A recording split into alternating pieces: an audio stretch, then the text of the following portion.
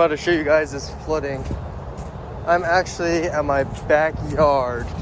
Look at that. That's the street right there. From my backyard. Look at this. It stopped raining for about an hour now. Yet still.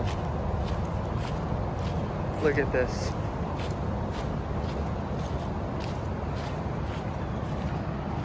That bridge is usually about 10 plus feet, more even than that off the normal height of the creek. So water level is up tens of feet for sure.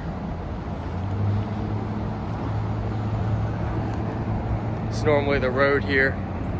You can see the stop sign there. Park completely submerged. The field is super deep. That's usually an athletic field. I would say it's at least 10 feet deep, the entire field.